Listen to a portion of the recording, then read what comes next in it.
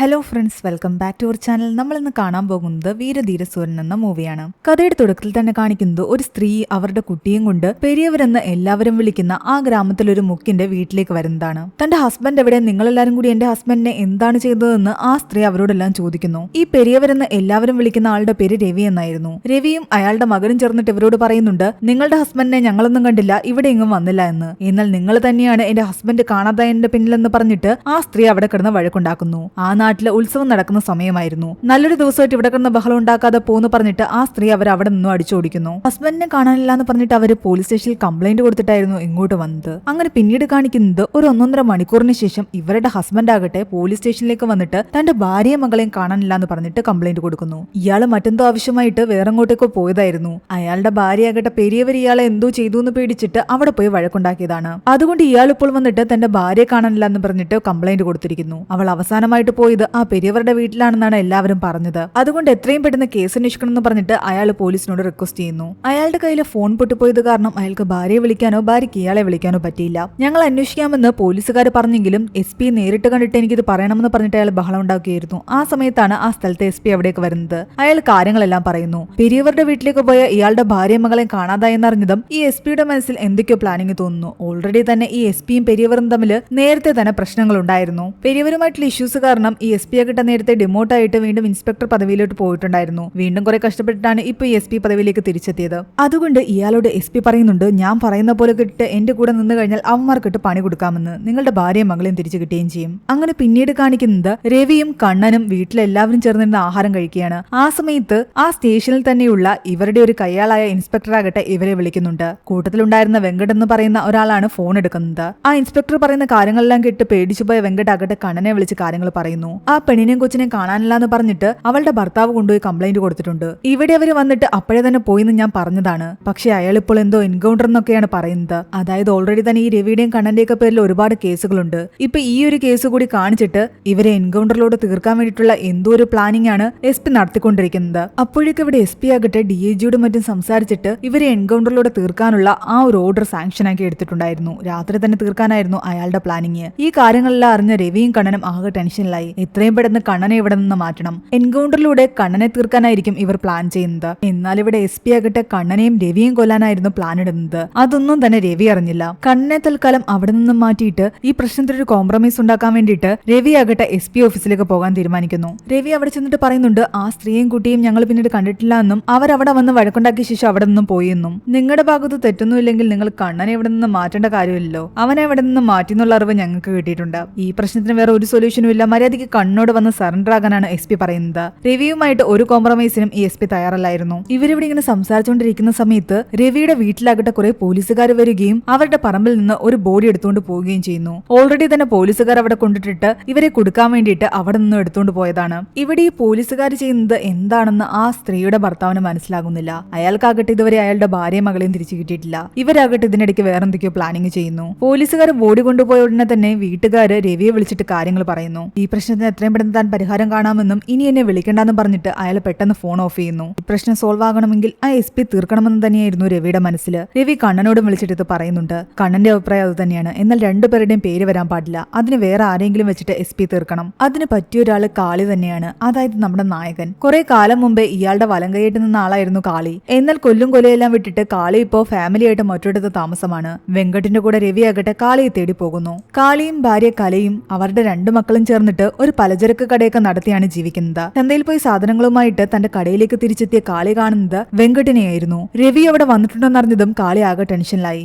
വെങ്കട്ടിനെ കണ്ടതും കാളിയുടെ വൈഫ് കലയും പേടിച്ചു. കാരണം കാളി വീണ്ടും ഇവരുടെ കൂടെ ചേർന്നിട്ട് പഴയ ജോലിയിലേക്ക് പോകുമോ എന്നുള്ള പേടി അവൾക്കുണ്ടായിരുന്നു. കാളിയെ കണ്ട് സംസാരിക്കാൻ വേണ്ടിട്ട് രവി ആകട്ടെ അവരുടെ വീടിന്റെ ടെറസിന്റെ മുകളിൽ തന്നെ വെയിറ്റ് ചെയ്യുന്നുണ്ടായിരുന്നു. രവി നടന്ന കാര്യങ്ങളെല്ലാം തന്നെ പറയുന്നു. ആ SP കൊല്ലാൻ വേണ്ടിയിട്ട് തന്നെ ഹെൽപ്പ് ചെയ്യണമെന്ന് പറയുന്നു. അവന്റെ കാലിൽ വീണ് വരെ അയാൾ കെഞ്ചുന്നുണ്ട്. താൻ ആ പണിയെല്ലാം വിട്ടു ഫാമിലി ആയിട്ട് ജീവിക്കുക തന്നെ കൊണ്ട് പറ്റില്ല എന്ന് പലതവണ കാളി പറഞ്ഞിട്ടും ഇയാൾ കാലിൽ വീണ് കെഞ്ചി കഴിഞ്ഞപ്പോൾ കാളിക്ക് വേറെ നിവർത്തിയില്ലായിരുന്നു. അവനത് സമ്മതിക്കേണ്ടതായി വരുന്നു. ആ സമയത്താണ് കല അവിടേക്ക് ചായമായിട്ട് വരുന്നത്. അവൾ ഇതെല്ലാം കേൾക്കുന്നുണ്ട്. പലതവണ അവളാകട്ടെ അവനോട് പറയുന്നുണ്ട് ഇതിന്റെ പിറകെ ഇറങ്ങി തിരിക്കരുതെന്ന്. എന്നാൽ അങ്ങനെ പ്രശ്നമൊന്നുമില്ല, അത് വേറൊരു ആവശ്യത്തിന് വന്നതാണെന്നൊക്കെ പറഞ്ഞിട്ട് അവൻ ഒഴിവാകുന്നുണ്ട്. എന്നാൽ അവന്റെ മനസ്സിലുണ്ടായിരുന്നു അവന് രവിയുടെ വാക്ക് കേട്ടിട്ട് അവിടേക്ക് പോയേ പറ്റൂ. കാരണം ഇവനിപ്പോൾ നോ പറഞ്ഞു കഴിഞ്ഞാൽ വേണമെങ്കിൽ ഇവരുടെ കുടുംബത്തെ പോലും ഈ രവിയും കൂട്ടരെ ഇല്ലാതാക്കി കളയും. അതുകൊണ്ട് അവര് കൊടുത്തൊരു ഫോൺ ആകട്ടെ അവൻ ഒളിപ്പിച്ചു കൂടി വെക്കുന്നു. തന്റെ കണ്ണ് തെറ്റിക്കഴിഞ്ഞാൽ ഇവൻ രവിയുടെ കാര്യത്തിന് വേണ്ടിയിട്ട് ഇറങ്ങിത്തിരിക്കുമെന്ന് കലയ്ക്ക് ഉറപ്പായിരുന്നു. അതുകൊണ്ട് മകളുടെ തലയിൽ തൊട്ട് സത്യം ചെയ്യാനൊക്കെ അവൾ ആവശ്യപ്പെടുന്നു. എന്നാൽ അതിന്റെ ആവശ്യമൊന്നുമില്ല, താനൊരിക്കലും പോകുന്നില്ല എന്നാണ് അവൻ പറയുന്നത്.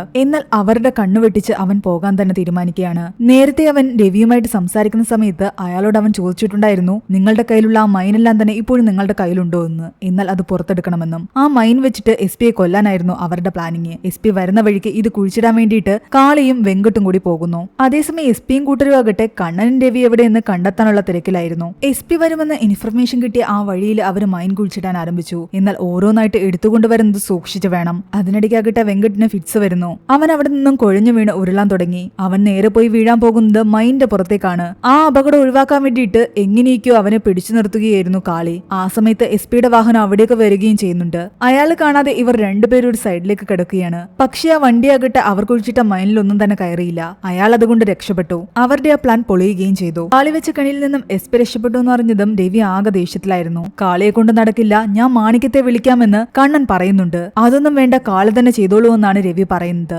ആദ്യത്തെ പ്ലാൻ പൊളിഞ്ഞത് കാരണം രവി വീണ്ടും വീണ്ടും കാളിയെ വിളിക്കുകയായിരുന്നു. കാളി ഫോൺ എടുത്ത് കഴിയുമ്പോൾ രവി ആകട്ടെ അവനോട് പറയുന്നുണ്ട്, എത്രയും പെട്ടെന്ന് SP കൊന്നെങ്കിലേ പറ്റൂന്ന് അടുത്ത പ്ലാൻ ഇടാൻ. എന്നാൽ ദേഷ്യം വന്ന കണ്ണൻ ഫോൺ വാങ്ങിയിട്ട് കാളിയോട് പറയുന്നുണ്ട്, നീ ആ SP കൊന്നില്ലെങ്കിൽ നിന്റെ ഭാര്യയും മക്കളും ജീവനോടെ ഉണ്ടായിരിക്കില്ല എന്ന്. സ്വന്തം കുടുംബത്തെ വെച്ചിട്ട് അയാൾ ഇപ്പോൾ ഭീഷണിപ്പെടുത്താൻ തുടങ്ങിയിരുന്നു. രവി കണ്ണനോട് പറയുന്നുണ്ട് അവനോട് അങ്ങനൊന്നും പറയാൻ നിൽക്കണ്ട എന്ന്. എന്നാൽ കണ്ണൻ അതൊന്നും കേൾക്കുന്നില്ല. കാളിയാകട്ടെ ഇതെല്ലാം കേട്ട് ആകെ വല്ലാത്തൊരവസ്ഥയിലാണ്. സ്വന്തം കുടുംബത്തെ രക്ഷിച്ചെങ്കിലേ പറ്റൂ. അതിനു വേണ്ടിയിട്ട് SP കൊല്ലാനും വയ്യ. കാരണം എന്തേലും കാരണവശാല് അയാളെ കൊന്നു കഴിഞ്ഞിട്ട് താൻ പിടിക്കപ്പെട്ടാൽ ഒരിക്കലും പുറത്തിറങ്ങാൻ പറ്റില്ല. ചെകുത്താന്റെയും കടലിന്റെ നടുവിലായിരുന്നു കാളി. അയാൾ SPയെ തേടി വീണ്ടും അയാളുടെ വീടിന്റെ അടുത്തേക്ക് പോകുന്നു. ആ ഭാഗത്തെല്ലാം പോലീസ് ആയത് കാരണം അവിടെ വെച്ചും SP ഒന്നും ചെയ്യാൻ വയ്യ. തന്റെ കുടുംബം ഇപ്പോൾ എവിടാണെന്ന് അറിയാൻ വേണ്ടിയിട്ട് കാളിയാകട്ടെ വെങ്കട്ടിനെ ഒരിടത്ത് ഇറക്കിയ ശേഷം ഉത്സവ പറമ്പിലേക്ക് പോകുന്നുണ്ട്. അവരെല്ലാവരും ഉത്സവ പറമ്പിൽ തന്നെ ഉണ്ടായിരുന്നു. ഒടുവിൽ കാളി നേരെ SP-യുടെ വണ്ടിയുടെ ഫ്രണ്ടിലേക്ക് വരികയാണ്. തനിക്കൊരു കാര്യം പറയാനുണ്ടെന്ന് പറഞ്ഞിട്ട് ബാക്കി എല്ലാവരും മാറ്റി നിർത്തിയിട്ട് SP ആകട്ടെ അവനോട് ഒറ്റയ്ക്ക് സംസാരിക്കുമ്പോൾ അവൻ കാര്യങ്ങളെല്ലാം തുറന്നു പറയുന്നു. നിങ്ങളെ കൊല്ലാൻ വേണ്ടിയിട്ടാണ് അവരെന്നെ ഏൽപ്പിച്ചിരിക്കുന്നത്. എന്നാൽ എന്നെ കൊണ്ടത് പറ്റില്ല. അതുകൊണ്ട് ഞാൻ നിങ്ങൾക്ക് അവരുള്ള സ്ഥലം കാണിച്ചു തരാം. നിങ്ങൾ അവരെ പോയി അറസ്റ്റ് ചെയ്യാൻ പറയുന്നു. താനാണ് ഇതിന്റെ പിന്നിലെന്ന് ഒരിക്കലും അവരോട് പറയാനും പാടില്ല. കാളി ഇത്രയും പറഞ്ഞപ്പോൾ SP-യുടെ മനസ്സിൽ മറ്റൊരു ഐഡിയാണ് തോന്നുന്നത്. ഇവനെയും കൂടെ കൂട്ടുപിടിച്ചിട്ട് അവരെ കൊല്ലാമെന്ന്. പക്ഷേ കാളിയുടെ പാസ്റ്റ് എന്താണെന്നും അവൻ എത്തരത്തിലുള്ള ആളാണെന്നും ഒക്കെ SP-ക്ക് അറിയാം. അതുകൊണ്ട് അവൻ അത്ര പെട്ടെന്നൊന്നും ഇയാളുടെ കൂടെ നിൽക്കില്ല. തന്റെ ഫാമിലിയെ അവർ ഇതിൽ ഇൻവോൾവ് ആക്കാൻ ശ്രമിച്ചത് കൊണ്ട് മാത്രമാണ് ഞാൻ അവരെവിടെയാണെന്ന് നിങ്ങളോട് പറഞ്ഞതെന്ന് കാളി പറയുന്നു. ബാക്കിയൊക്കെ നിങ്ങൾ നോക്കിക്കൊള്ളാൻ പറഞ്ഞിട്ട് കാളി അവിടെ നിന്നും തിരിച്ചു പോവുകയാണ്. ആ സമയത്താണ് കാളി എന്തായിരുന്നു എന്നും പാസ്റ്റിൽ ഇവർ തമ്മിലുള്ള പ്രശ്നങ്ങൾ എന്തായിരുന്നു എന്നും ഒക്കെ കാണിക്കുന്നത്. അങ്ങനെ കഥ പോകുന്നത് കാളിയുടെയും കലയുടെയും വിവാഹ ദിവസത്തിലേക്കാണ്. ഇവരുടെ വിവാഹ സമയത്ത് കലയ്ക്ക് മകളുണ്ട്. ഇവർ രണ്ടുപേരും റെഡിയാകുന്നതിനിടയ്ക്ക് എല്ലാം തന്നെ ദിലീപിനെ പറ്റിയാണ് സംസാരിക്കുന്നത്. കാളിയുടെ കൂട്ടുകാരനായിരുന്നു ദിലീപ്. അവൻ എവിടെ അവനെ രാവിലെ മുതൽ കാണുന്നില്ലല്ലോ എന്ന് അവൻ ചോദിക്കുന്നു. എവിടെയെങ്കിലും കാണുമെന്നാണ് കല പറയുന്നത്. അങ്ങനെ ഇവരുടെ വിവാഹം നടക്കുന്ന സമയത്തും ഇവന്റെ കൂട്ടുകാരനെ അവിടെ എങ്ങും തന്നെ കാണുന്നില്ല. ഈ ദിലീപ് എന്ന് പറയുന്നതല്ലാതെ ഈ മൂവിയിലുടനീളം ആ ദിലീപിനെ കാണിക്കുന്നുണ്ടായിരുന്നില്ല. ഇവരുടെ കല്യാണം നടക്കുമ്പോൾ മറ്റൊരിടത്ത് നമ്മുടെ SP ഇല്ലേ, അയാള് വേറൊരു ഇഷ്യൂയിൽ പെട്ടുകിടക്കുകയായിരുന്നു. അതായത് ആ സമയത്ത് ഈ നാട്ടിലെ മുഖ്യനായ പെരിയവരെന്ന് എല്ലാവരും വിളിക്കുന്ന ഒരാളുടെ മരുമകൻ അവിടുത്തെ സ്റ്റേഷനിൽ ഒരു ഇൻസ്പെക്ടർ ആയിരുന്നു. അയാള് ഒരാളെ കസ്റ്റഡിയിൽ വെച്ച് കൊന്നിരിക്കുന്നു. അത് മറ്റാരുമായിരുന്നില്ല, നമ്മുടെ ഈ കാളിയുടെ സുഹൃത്തായ ദിലീപായിരുന്നു. അന്നത്തെ പെരിയവര് ഈ ഒരു പ്രശ്നം ഒതുക്കി തീർക്കാനുള്ള ശ്രമത്തിലായിരുന്നു. എന്നാൽ നമ്മുടെ SP ആകട്ടെ ഈ കാര്യങ്ങളെല്ലാം തന്നെ രവിയോടും കണ്ണനോടും പറഞ്ഞിട്ടുണ്ട്. ഈ കാര്യങ്ങൾ കേട്ട രവിക്കും കണ്ണനും മറ്റൊരു പ്ലാനിങ് തോന്നുന്നു. കാരണം ഈ ദിലീപ് മരിച്ചത് ഇപ്പോഴത്തെ പെരിയവരുടെ മരുമകന്റെ കൈകൊണ്ടല്ലേ. ആ സംഭവം പുറത്തു വന്നു കഴിഞ്ഞാൽ കാളി എന്തായാലും അയാളോട് പകരം വീട്ടാൻ പോകും. അങ്ങനെയെങ്കിൽ ഈ പെരിയവരങ്ങ് തീർന്നു കിട്ടും. അപ്പോ ആ സ്ഥാനത്തേക്ക് രവിക്ക് വരാം. അതായിരുന്നു ഇവരുടെ പ്ലാനിങ്. കല്യാണമൊക്കെ കഴിഞ്ഞിട്ടും ദിലീപിനെ കാണാത്ത കാരണം കാളി ആകെ ടെൻഷനിലായിരുന്നു. ആ സമയത്ത് നമ്മുടെ SP വന്നിട്ട് കാര്യങ്ങളെല്ലാം പറയുന്നു. രാവിലെ എന്തോ വഴിയിൽ വെച്ച് കണ്ടപ്പോ ആ ഇൻസ്പെക്ടറിന് ദിലീപ് വലിയ മര്യാദയൊന്നും കൊടുത്തില്ല. നാട്ടുകാരുടെ മുന്നിൽ വെച്ചിട്ട് തനിക്ക് ബഹുമാനം തരാത്ത കാരണം ദിലീപിനെ അയാളൊന്ന് വെറുതെ കസ്റ്റഡിയിലെടുത്ത് കൊണ്ടുപോയതാ. അങ്ങനെ അങ്ങോട്ടും ഇങ്ങോട്ടും അടിയായിട്ട് അവിടെ വെച്ച് മരണപ്പെട്ടു. പക്ഷെ എന്തൊക്കെ വന്നാലും ശരി, തന്റെ കൂട്ടുകാരനെ കൊന്ന ആളെ താൻ വെറുതെ വിടില്ല എന്ന് പറഞ്ഞിട്ട് കാളി ആകെ ദേഷ്യത്തിലായിരുന്നു. കല അവനെ മാക്സിമം ആശ്വസിപ്പിക്കാൻ ശ്രമിക്കുന്നുണ്ട്. എന്നാൽ അവൻ അതൊന്നും തന്നെ കേൾക്കുന്നില്ല. എന്നാൽ ഈ കാര്യങ്ങളെല്ലാം തന്നെ നിങ്ങളുടെ കല്യാണത്തിന് മുൻപ് തന്നെ കണ്ണനും രവിക്കും അറിയാമായിരുന്നുവെന്നും അവരതെല്ലാം മനഃപൂർവ്വം മറച്ചു വെച്ചതാണെന്നും കാളി അറിയുന്നു. അതും കൂടിയായപ്പോഴേക്ക് അവന്റെ ദേഷ്യം ഇരട്ടിയായി. അങ്ങനെ തന്റെ വിവാഹ രാത്രിയാണെന്ന് പോലും നോക്കാതെ കാളിയാകട്ടെ തോക്കു കൊടുത്തുകൊണ്ട് ദിലീപിനെ കൊന്നവരോട് പകരം ചോദിക്കാൻ ഇറങ്ങിയായിരുന്നു. ആ ഇൻസ്പെക്ടറിനെ അവൻ കൊന്നു. വീട്ടിലുള്ള പലരെയും കൊന്നു. അതിനുശേഷം നേരെ പോകുന്നത് ആ പെരിയവരെ കൊല്ലാനായിരുന്നു. അയാളാകട്ടെ ആ സമയത്ത് SP ഓഫീസിലായിരുന്നു ഉണ്ടായിരുന്നത്. തന്റെ വിവാഹ വസ്ത്രങ്ങളെല്ലാം അഴിച്ചു വെച്ച് ഒരു സഞ്ചിയുമായിട്ട് മാത്രമാണ് കാളി ആ പോലീസ് സ്റ്റേഷനുള്ളിലേക്ക് കയറി പോകുന്നത്. അവന്റെ സഞ്ചിയിൽ എന്താണെന്ന് പോലീസുകാർ പരിശോധിച്ചു നോക്കുമ്പോൾ എന്താണെന്ന് അവർക്ക് മനസ്സിലായില്ല. എന്തോ ഒരു സാധനം ഇങ്ങനെ ചുരുട്ടിക്കൂട്ടി വെച്ചിരുന്നു. വെച്ചിരിക്കുന്നത് പോലെ. ആ സ്റ്റേഷനിലിരുന്നു കൊണ്ട് ആ പെരിയവരാകട്ടെ കാളിയുടെ മുഖത്ത് നോക്കി ചോദിക്കുന്നുണ്ട്, നിന്നെ കൊന്നിട്ട് കഴിഞ്ഞാൽ ആരും ചോദിക്കാൻ വരില്ല, നീ ഒരു അനാഥനാ. പക്ഷെ അതുപോലല്ല എന്റെ മരുമകൻ, അവനെ എന്തെങ്കിലും ചെയ്തു കഴിഞ്ഞാൽ ചോദിക്കാൻ ഞാൻ വരുമെന്ന് നിനക്ക് അറിയില്ലേ എന്ന് അയാൾ ചോദിക്കുന്നു. ആ സെക്കൻഡിൽ തന്നെ ആ സഞ്ചിയിലുണ്ടായിരുന്ന സാധനം അവൻ ഒരുമിച്ച് കൂട്ടി ഒരു തോക്കാക്കി മാറ്റുന്നു. എന്നിട്ട് അവിടെ വെച്ച് തന്നെ ആ പെരിയവരെ കൊല്ലുകയും ചെയ്യുന്നു. ഒരു നിമിഷം കൊണ്ടാണ് ഇതെല്ലാം സംഭവിച്ചത്. എസ് പി ആകട്ടെ ആകെ ഞെട്ടലോടുകൂടിയാണ് ഇത് കണ്ടുകൊണ്ട് നിന്നത്. എസ് പിയുടെ നേരെയും അവൻ തോക്കു ചൂണ്ടുന്നുണ്ട്. എന്നാൽ എസ് പി പറയുന്നുണ്ട്, ഞാൻ ഇതിനകത്ത് ഒരു തെറ്റും ചെയ്തിട്ടില്ല എന്ന്. ഇവിടെ വെച്ചൊരു കസ്റ്റഡി മരണം നടന്നു, അതൊന്ന് കോംപ്രമൈസ് ആക്കാൻ വേണ്ടിയിട്ടാണ് ഞാൻ ശ്രമിച്ചത്, അല്ലാതെ ഇതിന്റെ പിന്നിൽ എന്റെ ഒരു കയ്യുമില്ല. എന്താണെങ്കിലും ഇതുകൊണ്ട് ഗുണമുണ്ടായത് രവിക്കും കണ്ണനുമായിരുന്നു. ആ പെരിയവര് മരിച്ചതോടുകൂടി അയാളുടെ സ്ഥാനം രവിക്ക് കിട്ടി. അങ്ങനെ ആ സ്റ്റേഷനിൽ വെച്ചിട്ട് 2 മരണങ്ങളൊക്കെ നടന്നതുകൊണ്ടാണ് എസ് പിക്ക് ഒരുപാട് ഇഷ്യൂ ഉണ്ടായത്. കഥ വീണ്ടും പ്രസന്റിലേക്ക് വരികയാണ്. കാളി രവി പറഞ്ഞ പ്രകാരം രവിയെ സഹായിക്കാൻ പോയോ എന്ന് കളിക്ക് സംശയം തോന്നിയിട്ട് അവനെ ഫോൺ ചെയ്യുന്നു. എന്നാൽ അവൻ പറയുന്നുണ്ട്, ഇങ്ങോട്ട് കൂടുതലൊന്നും ചോദിക്കാൻ നിൽക്കണ്ട, നീ ഉത്സവപ്പറമ്പിൽ തന്നെ നിന്നാ മതി, ഞാൻ കുറച്ച് കഴിയുമ്പോൾ അങ്ങോട്ട് വന്നിട്ട് നിങ്ങളെ കൂട്ടിക്കൊണ്ട് പോയിക്കൊള്ളാമെന്ന്. അവൻ രവിയുടെ കയ്യിൽ നിന്ന് വാങ്ങിയ മൈൻ ഇപ്പോഴും ആ വണ്ടിയിൽ തന്നെയുണ്ട്. ഇവിടെ കാളി പറഞ്ഞ പ്രകാരം എസ് പിയും കൂട്ടരും രവിയും കണ്ണനെയും പിടിക്കാൻ വേണ്ടിയിട്ട് ഉത്സവപ്പറമ്പിലേക്ക് വന്നിട്ടുണ്ടായിരുന്നു. കുറെ നേരം അന്വേഷിച്ചു ഒടുവിൽ അവരെ കൈയോടെ പൊക്കി. അവരാകെ ഞെട്ടിത്തെറിച്ചിരിക്കുകയായിരുന്നു. തങ്ങൾ എവിടെയുണ്ടെന്ന് ഇയാൾ എങ്ങനെ അറിഞ്ഞു എന്നായിരുന്നു അവരുടെ ഡൗട്ട്. കൂട്ടത്തിൽ ആരോ ഒറ്റിക്കൊടുത്തിരിക്കുന്നു. അത് കാളിയായിരിക്കുമെന്ന് അവർ ഒട്ടും പ്രതീക്ഷിച്ചിട്ടുണ്ടായിരുന്നില്ല. പക്ഷേ ഉത്സവപ്പറമ്പിൽ നിന്ന് കണ്ണനെ മാത്രമേ ഇവർക്ക് കിട്ടിയുള്ളൂ. രവി അതിനു മുൻപ് തന്നെ അവിടെ നിന്നും പോയിട്ടുണ്ടായിരുന്നു. എസ് പി ആകട്ടെ കണ്ണനെയും കൂടെ ഉണ്ടായിരുന്ന ആൾക്കാരെയെല്ലാം ഒരിടത്ത് കൊണ്ടുപോയി കെട്ടിയിടുന്നു. രവി എവിടെയെന്ന് അവർ പലതവണ ചോദിച്ചെങ്കിലും കണ്ണനും കൂട്ടരും ഒന്നും തന്നെ വിട്ടു പറഞ്ഞില്ല. കണ്ണനെ പിടിക്കാൻ സഹായിച്ചിട്ടും കാളിയാകട്ടെ എസ് പി വിടുന്നുണ്ടായിരുന്നില്ല. കണ്ണനെ മാത്രം കിട്ടിയിട്ട് കാര്യമില്ല. രവി പുറത്തുണ്ടെങ്കിൽ രാവിലെ അവൻ കോർട്ടിലേക്ക് പോകും. അങ്ങനെയാണെങ്കിൽ ഈ ചെയ്തതെല്ലാം തന്നെ വിഫലമാകും. അതുകൊണ്ട് നീ എങ്ങനെയെങ്കിലും കണ്ണന്റെ വായിൽ നിന്ന് രവി എവിടെയുണ്ടെന്ന് കണ്ടെത്തണം. നിന്റെ ഫാമിലി സേഫ് ആയിട്ടിരിക്കണമെങ്കിൽ നീ ഇത് ചെയ്തേ പറ്റൂ എന്ന് പറഞ്ഞിട്ട് എസ് പി അവനെ നിർബന്ധിക്കുന്നു. വേറെ വഴിയില്ലാതെ കാളിക്ക് അയാൾ പറയേണ്ടത് കേൾക്കേണ്ടതായി വരികയാണ്. കണ്ണന്റെയും ഗ്യാങ്ങിന്റെയും കൂടെ പിടിച്ചതാണെന്നുള്ള രീതിയിലാണ് ഇവർ കാളിയും അവിടേക്ക് കൊണ്ടുപോകുന്നതും അവരുടെ കൂടെ കെട്ടിയിടുന്നതും. അവിടെ നിന്ന് എങ്ങനെ രക്ഷപ്പെടണമെന്ന് ആലോചിച്ചിരിക്കുകയായിരുന്നു കണ്ണൻ. ആ സമയത്ത് കാളിയുടെ അനുയായി എന്നുള്ള രീതിയിൽ ഒരു പോലീസുകാരനാകട്ടെ കാളിയുടെ കയ്യിൽ ഫോൺ കൊണ്ടു കൊടുക്കുന്നു. അവനാകട്ടെ തന്റെ വീട്ടിലേക്ക് വിളിക്കാൻ ശ്രമിക്കുകയാണ്. നീ എന്താ ഈ കാണിക്കുന്നത്? ആ ഫോണിങ് തരാൻ കണ്ണൻ പറയുന്നു. ഇതെല്ലാം തന്നെ നമ്മുടെ എസ് പിയുടെ പ്ലാനിംഗ് ആയിരുന്നു. അതൊന്നും കണ്ണന് മനസ്സിലായില്ല. ഞാൻ എന്റെ വീട്ടിൽ വിളിച്ചിട്ട് ഫോൺ തരൂ എന്ന് പറഞ്ഞിട്ട് ചുമ്മാ കാളി ബഹളം ഉണ്ടാക്കുന്നു. എന്നാൽ കണ്ണൻ നിർബന്ധം പിടിക്കുമ്പോ എന്നാ വിളിച്ചിട്ട് പെട്ടെന്ന് താന്ന് പറഞ്ഞിട്ട് ഫോൺ അവന് നേരെ എറിഞ്ഞു കൊടുക്കുന്നു. കൂടെ ഉണ്ടായിരുന്ന എല്ലാവരും തന്നെ കണ്ണോട് പറയുന്നുണ്ട് എത്രയും പെട്ടെന്ന് രവിയെ വിളിക്കാൻ. എന്നാൽ കണ്ണൻ ആകെ ഡൗട്ട് അടിച്ചിരിക്കുകയാണ്. ഇവിടെ നിന്നും കോള് പോയി കഴിഞ്ഞാൽ രവി എവിടെയുണ്ടെന്ന് മനസ്സിലാക്കും. അച്ഛനെ അവരുടെ കയ്യിൽ കിട്ടാൻ പാടില്ല. എന്നാൽ കൂടെയുള്ളവർ പറയുന്നുണ്ട് അതൊന്നും ചിന്തിച്ചു നിൽക്കാൻ സമയമില്ല, എത്രയും പെട്ടെന്ന് വിളിച്ചിട്ട് നമ്മൾ രക്ഷിക്കാൻ ആരെങ്കിലും പറഞ്ഞു വിടാൻ അദ്ദേഹത്തിനോട് പറയാൻ. എന്നാൽ കണ്ണൻ ബുദ്ധിപൂർവ്വം രവിയെ വിളിക്കാതെ അവന്റെ അമ്മയെ വിളിക്കുന്നു. അവന്റെ അമ്മ പറയുന്നുണ്ട് കൂടെയുള്ള ആരോ ആണ് ഒറ്റുകൊടുത്തതെന്ന്. കണ്ണൻ എല്ലാവരെയും നോക്കുന്നു. അവൻ എല്ലാവരെയും ഡൗട്ടായിരുന്നു. പക്ഷെ ആ സമയത്ത് രവിയുടെ ആൾക്കാരാകട്ടെ കണ്ണനെയും കൂട്ടനെയും രക്ഷിക്കാൻ വേണ്ടിയിട്ട് പുറത്ത് വലിയ പ്രശ്നമുണ്ടാക്കുകയാണ്. പോലീസുകാരും രവിയുടെ ആൾക്കാരും തമ്മിൽ വലിയൊരു ഫയറിംഗ് അവിടെ നടക്കുകയാണ്. അതിനിടയ്ക്ക് ആൾക്കാർ വന്നിട്ട് ഇവരെ എല്ലാവരും തന്നെ കെട്ടഴിച്ചു വിടുകയും ചെയ്യുന്നു. ഇവരെ രക്ഷിച്ച ആൾക്കാർ കണ്ണനോട് പറയുന്നുണ്ട് ഞങ്ങളെ എസ് പി ഷൂട്ട് ചെയ്തിട്ടുണ്ട്, പക്ഷേ അവൻ അവിടെ നിന്ന് ഓടിപ്പോയി എന്ന്. തന്റെ കൂടെയുള്ള ആരോ ആണ് തന്നെ ചതിച്ചതെന്ന് കണ്ണന്റെ അമ്മ പറഞ്ഞല്ലോ. കണ്ണനാകട്ടെ കൂടെ ഉണ്ടായിരുന്ന എല്ലാവരെയും ഷൂട്ട് ചെയ്യുന്നു, കാളി ഒഴിച്ച്. കാളി ഒറ്റാൻ സാധ്യതയില്ലാന്നൊരു വിശ്വാസം ഉണ്ടായിരുന്നു. കാരണം ഇവര് നിർബന്ധിച്ചിട്ടാണ് കാളി ഇങ്ങോട്ട് വന്നത്. അങ്ങനെ പുറത്തേക്കിറങ്ങിയ ഇവരാകട്ടെ ബാക്കിയുണ്ടായിരുന്ന പോലീസുകാരെയും കൊല്ലാൻ ശ്രമിക്കുന്നു. രക്ഷപ്പെട്ടു പോയ എസ് പി എല്ലാവരും അന്വേഷിക്കുന്നുണ്ട്. അവനെ കിട്ടുവാണെങ്കിൽ ആദ്യം അവനെ തട്ടണം. എന്നാൽ ഇവിടെ കാളിയും എസ് പി അന്വേഷിക്കുന്നുണ്ടായിരുന്നു. അയാളെ ഏത് വിധേന ഇവിടെ നിന്ന് രക്ഷിച്ചുകൊണ്ട് പോകണം. കാളി പോയി നോക്കുമ്പോൾ എസ് പിയും ബാക്കിയുള്ള 1-2 പേരും അവിടെ ഒരിടത്ത് ഒളിച്ചിരിക്കുന്നുണ്ട്. എസ് പിക്ക് വെടിയേറ്റ് ഒരുപാട് രക്തം വാർന്നു പോയിട്ടുണ്ട്. താൻ മരിച്ചു കഴിഞ്ഞാൽ പ്രശ്നം നിനക്കാണെന്നും അതുകൊണ്ട് ഇവന്മാരെ ഡൈവേർട്ട് ചെയ്തിട്ട് എത്രയും പെട്ടെന്ന് തന്നെ ഹോസ്പിറ്റലിൽ എത്തിക്കാനും എസ് പി അവനോട് ആവശ്യപ്പെടുന്നു. അങ്ങനെ മറ്റുള്ളവർ കാണാതെ ഒരു വണ്ടിയിലേക്ക് എസ് പിയും കൂട്ടത്തിലുള്ള ആൾക്കാരെയും.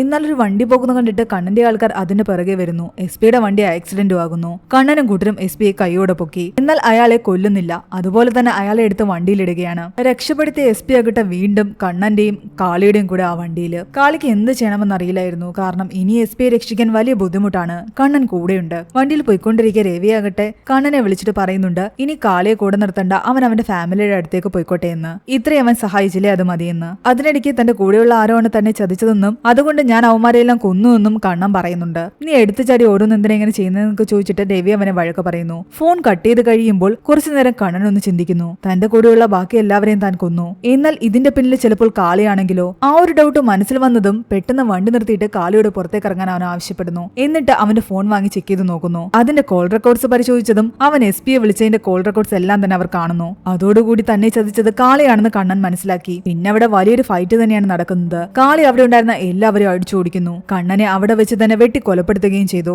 എസ് പി അപ്പോഴും ജീവനോട് ആ വണ്ടിയിൽ തന്നെ ഉണ്ടായിരുന്നു. അവൻ എസ് പിയും കൊണ്ട് അവിടെ നിന്ന് പോകുന്നു. പിന്നീട് കാണിക്കുന്നത് വീട്ടിലെത്തിയ ശേഷം അവനാകട്ടെ കലയോട് പല കാര്യങ്ങളും പറയുന്നതാണ്. താൻ പരമാവധി ശ്രമിച്ചതാണ്, പക്ഷെ തന്റെ കയ്യിൽ നിന്നും പറ്റിപ്പോയി എന്നും താൻ കണ്ണനെ കൊന്നുവെന്നും അവൻ പറയുന്നു. ഇതെല്ലാം കേട്ട് ഇനി എന്തൊക്കെയാ വരാൻ പോകുന്നു ആലോചിച്ച് അവൾ ആകെ ടെൻഷൻ അടിച്ചിരിക്കുകയാണ്. ആ സമയത്ത് ബാത്റൂമിൽ ഒരു അനക്കം. ഇവർ ഈ പറഞ്ഞതെല്ലാം തന്നെ ബാത്റൂമിൽ ഉണ്ടായിരുന്ന ഒരാൾ കേട്ടിരിക്കുന്നു. അതായത് നേരത്തെ ഇവന്റെ കൂടെ ഉണ്ടായിരുന്നില്ലേ ആ വെങ്കട്ട്, അവൻ നേരത്തെ ഇങ്ങോട്ട് വന്നിട്ടുണ്ടായിരുന്നു. അവൻ ബാത്റൂമിലിരുന്ന കാര്യം ഇവരാരും അറിഞ്ഞില്ല. ബാത്റൂമിൽ നിന്നും പുറത്തേക്കിറങ്ങിയതും അവനോട് കാര്യങ്ങൾ പറഞ്ഞ് മനസ്സിലാക്കാൻ കാളി ശ്രമിക്കുന്നുണ്ട്. എന്നാൽ പേടിച്ചുപോയി അവനാകട്ടെ അവിടെ നിന്ന് ഓടുന്നു. കാളി പിറകെ ഓടി. കുറെ ദൂരം ഓടിയാകട്ടെ അവന് ഫിറ്റ്സ് വന്ന് താഴേക്ക് വീഴുന്നു. അവനെ രക്ഷിക്കാൻ കാളി പരമാവധി ശ്രമിക്കുന്നു. മരണത്തോട് മല്ലടിക്കുന്ന അവനാകട്ടെ കുറച്ച് വെള്ളം എടുക്കാൻ വേണ്ടിയിട്ട് അവൻ വീട്ടിലേക്ക് വരുന്നു. എന്നാൽ കറക്റ്റ് ആ സമയത്ത് രവിയും വീട്ടുകാരും അവിടേക്ക് വരികയാണ്. തന്റെ കുടുംബം തന്റെ വീട്ടിൽ സേഫ് അല്ല എന്നും അതുകൊണ്ട് തൽക്കാലം ഇവിടേക്ക് അവർ നിന്നോട്ടെ എന്നുമാണ് രവി പറയുന്നത്. കാളി ആകെ പെട്ടു നിൽക്കുന്ന അവസ്ഥയായിരുന്നു. വെങ്കട്ടിന് വെള്ളം കൊണ്ട് കൊടുക്കാനും പറ്റുന്നില്ല. അവിടെ കിടന്ന് അവൻ മരിച്ചുപോയി. രവി വന്ന ശേഷം എല്ലാവരോടും ആദ്യം ചോദിക്കുന്നത് വെങ്കട്ട് എവിടെയെന്നാണ്. അവനെ ഞാൻ ആദ്യമേ തന്നെ ഇങ്ങോട്ട് അയച്ചിരുന്നല്ലോ. എന്നാൽ അവൻ ഇവിടെ എവിടെ ഉണ്ടെന്നാണ് കാളിയും അലയും പറയുന്നത്. വീട്ടുകാരെ എല്ലാം തന്നെ അവിടെ ആക്കിയിട്ട് കാളിയും കൂട്ടിയിട്ട് അയാള് അവിടെ നിന്നും പോകുന്നു കണ്ണനെ കണ്ടുപിടിക്കാൻ വേണ്ടിയിട്ട്. കണ്ണൻ മരിച്ച വിവരം ഇപ്പോഴും ഇയാൾ അറിഞ്ഞിട്ടില്ല.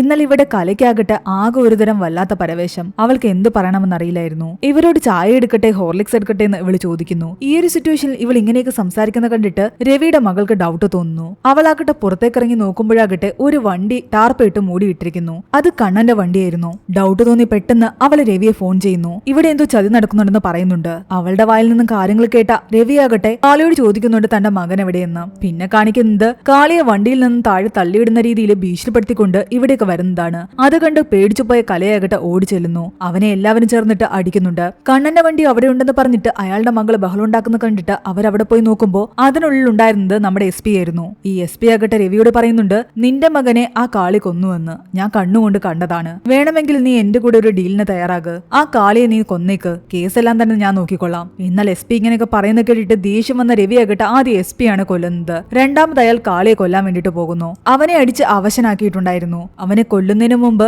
രവിയാകട്ടെ അവസാനമായിട്ട് അവനോട് ചോദിക്കുന്നുണ്ട്, നീ എന്തായാലും എന്റെ മകനെ കൊന്നു. എന്റെ മകന്റെ മൃതദേഹമെങ്കിലും എനിക്ക് വേണം. അതെവിടെയാണെന്ന് പറയാൻ. താൻ പറയാമെന്ന് പറഞ്ഞിട്ട് രവി പതുക്കെ എഴുന്നേറ്റ് അവിടെ നിന്ന് മറ്റൊരിടത്തേക്ക് പോയിരിക്കുന്നു. എന്നിട്ട് മറ്റൊരു വണ്ടി ചൂണ്ടിക്കാട്ടുന്നുണ്ട്. അതും ഒരു ടാർപ്പിട്ട് മൂടിയ വണ്ടിയായിരുന്നു. എല്ലാവരും അവിടെ കൂടി. എന്നാൽ അതിനുള്ളിൽ ഉണ്ടായിരുന്നതാകട്ടെ അവൻ നേരത്തെ കയ്യിൽ വെച്ചിരുന്ന ആ മൈൻസ് ആയിരുന്നു. അതുമായിട്ട് കണക്ട് ചെയ്തിട്ട് ഒരു വയറ് ഇവൻ ഇരിക്കുന്ന അടുത്തേക്ക് ഇട്ടിട്ടുണ്ടായിരുന്നു. അവനിപ്പോൾ എഴുന്നേറ്റ് പോയി ഇരുന്നില്ലേ. ആ ഒരു സമയം അത് അവന്റെ കാലിൽ അവൻ ചുറ്റിയെടുത്തിട്ടുണ്ടായിരുന്നു. രവി ഉൾപ്പെടെ എല്ലാവരും അവിടേക്ക് ചെന്നതും അവൻ ആ മൈനിന്റെ ലോക്ക് അഴിക്കുകയും അത് പൊട്ടിത്തെറിക്കുകയും ചെയ്യുന്നു. ഒരു നിമിഷം കൊണ്ട് എല്ലാവരും ചിന്നിച്ചിതറി. എല്ലാം കഴിഞ്ഞ് കരഞ്ഞുകൊണ്ടിരിക്കുന്ന രവിയുടെ ഭാര്യയെ കാണിക്കുന്നുണ്ട്. തനിക്ക് ഇതല്ലാതെ വേറെ മാർഗമില്ലായിരുന്നു എന്നാണ് കാളി അവരോട് പറയുന്നത്. ഇത്രയും പെട്ടെന്ന് നിങ്ങൾ നിങ്ങളുടെ കുട്ടികളെയും കൂട്ടിയിട്ട് ഇവിടെ നിന്ന് പോയിക്കൊള്ളാനും പറയുന്നു. സംഭവത്തിന് ശേഷം അവിടെ നിൽക്കാൻ പറ്റില്ല എന്ന് കാളിക്കറിയാം. അതുകൊണ്ട് അവൻ തന്റെ കുടുംബത്തെയും കൂട്ടിയിട്ട് ബസ്സിൽ കയറി എവിടേക്കോ പോകുന്നു. പോകുന്ന വഴിയിലാകട്ടെ ആ ബസ്സിലേക്ക് ഈ മൂവിയുടെ തുടക്കത്തിൽ കാണിച്ച ആ സ്ത്രീയും കുട്ടിയും അവരുടെ ഭർത്താവും കയറുന്നുണ്ട്. ഇവരെ കാണാതായി എന്ന് പറഞ്ഞിട്ടായിരുന്നല്ലോ ഈ പ്രശ്നം മുഴുവൻ തുടങ്ങിയത്. ശരിക്കും ആ സ്ത്രീയും കുട്ടിയും പോകുന്ന വഴിയിലാകട്ടെ ഈ സ്ത്രീ റോഡിൽ മയങ്ങി വീഴുകയായിരുന്നു. ആ സമയത്ത് ആരോ ഓട്ടോ വിളിച്ചവരെ ഹോസ്പിറ്റലിലേക്ക് കൊണ്ടുപോയി. ഇതൊന്നും അറിയാതെയാണ് ഇവരുടെ ഭർത്താവ് ഇവരെ കാണാനില്ല എന്ന് പറഞ്ഞിട്ട് പരാതി കൊടുത്തത്. അങ്ങനെ ഈ രണ്ടു കുടുംബവും ആ ബസ്സിൽ സഞ്ചരിക്കുന്നത് കാണിച്ചുകൊണ്ടാണ് ഈ ഒരു മൂവി അവസാനിക്കുന്നത്. ഈ മൂവിയുടെ സ്റ്റോറി എങ്ങനെ ഉണ്ടായിരുന്നു എന്ന് നിങ്ങൾ താഴെ കമന്റ് ചെയ്യുക. എക്സ്പ്ലനേഷൻ ഇഷ്ടപ്പെട്ടെങ്കിൽ വീഡിയോ ലൈക്ക് ചെയ്യാനും നമ്മുടെ ചാനൽ സബ്സ്ക്രൈബ് ചെയ്യാനും മറക്കണ്ട.